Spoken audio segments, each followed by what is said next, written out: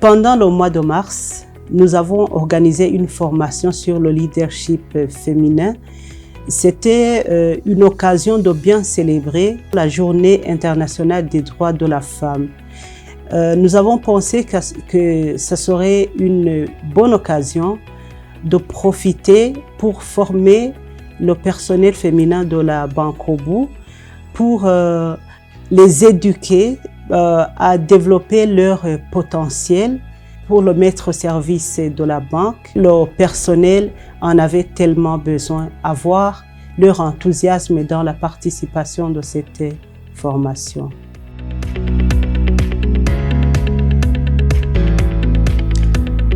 La femme doit s'intégrer dans le milieu professionnel et doit participer dans les associations, dans les coopératives pour pouvoir améliorer son potentiel.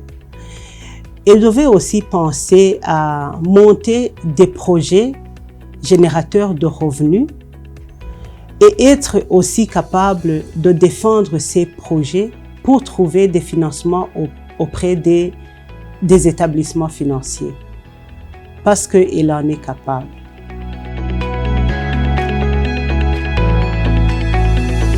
J'ai intégré le conseil d'administration de la BGF, où j'ai siégé pendant 15 ans, dont 8 ans comme présidente du conseil d'administration.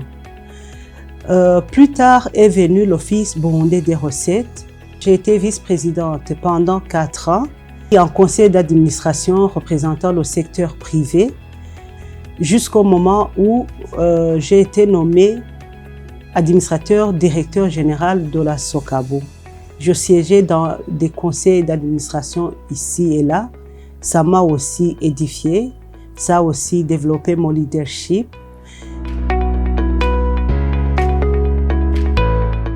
J'ai été nommé administrateur directeur général de la Banque Obu, banque leader du marché financier.